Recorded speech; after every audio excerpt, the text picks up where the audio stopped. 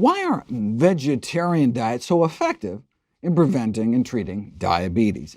Maybe it's because of the weight loss. Those eating more plant-based tend to be significantly slimmer, and not just based on looking at a cross-section of the population, but you can do interventional trials and put it to the test.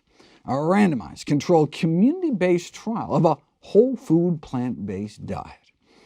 The key difference between plant-based nutrition and other approaches to weight loss is that participants were formed to eat the whole food plant-based diet ad libitum, meaning eat as much as you want. No calorie counting, no portion control, just eat.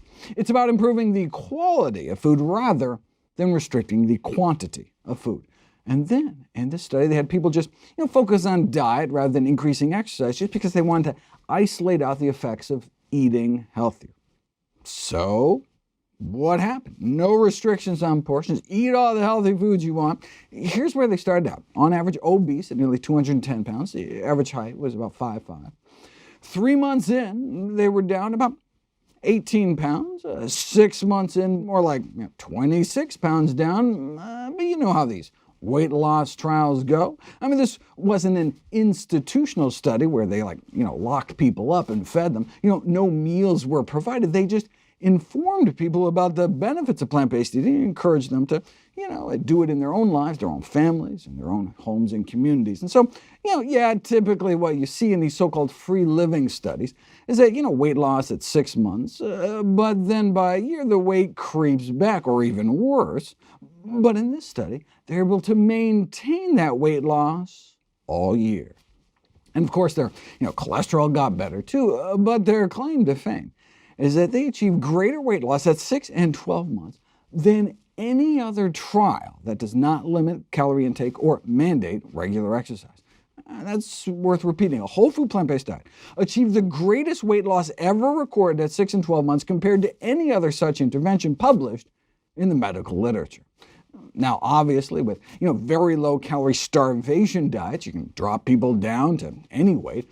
However, these medically supervised liquid diets are obviously just short-term fixes associated with high cost, high attrition rates, and high probability of regaining most of the weight, whereas the whole point of whole food plant-based nutrition is to maximize long-term health and longevity.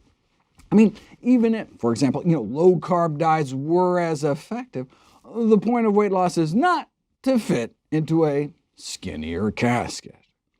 Studies on the effects of low-carbohydrate diets have shown higher rates of all-cause mortality, meaning a shorter lifespan, decreased artery function, worsening of coronary artery disease, and increased rates of constipation, headaches, bad breath, muscle cramps, general weakness, and rash. And yet, still not as effective as the diet that actually has all the good side effects like decreasing risk of diabetes beyond just the weight loss. Yes, the lower risk of type 2 diabetes among vegetarians may be explained in part by improved weight status. However, the lower risk also may be explained by higher amounts of ingested dietary fiber and plant protein, the absence of meat and egg-derived protein and heme iron, and a lower intake of saturated fat. Most studies report the lowest risk of type 2 diabetes among those who adhere to strictly plant-based diets. This may be explained by the fact that vegans, in contrast to vegetarians, do not eat eggs, which appear to be linked to higher diabetes risk. Maybe it's eating lower on the food chain, so you avoid the highest levels of persistent organic pollutants like dioxins, PCBs, DDT, and animal products, which have been implicated as a diabetes risk factor.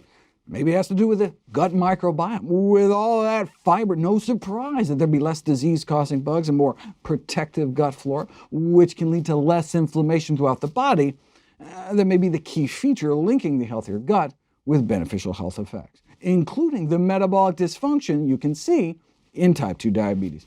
And it's that multiplicity of benefits that can help with compliance and family buy-in. Whereas a household that includes people who do not have diabetes may be unlikely to enthusiastically follow a quote-unquote diabetic diet, a healthy diet is not disease-specific, and it can improve other chronic conditions too. So while the diabetic patient will likely see improvement in their blood sugar control, a spouse suffering from constipation or high blood pressure may also see improvements, as may overweight children, if you make healthy eating a family affair.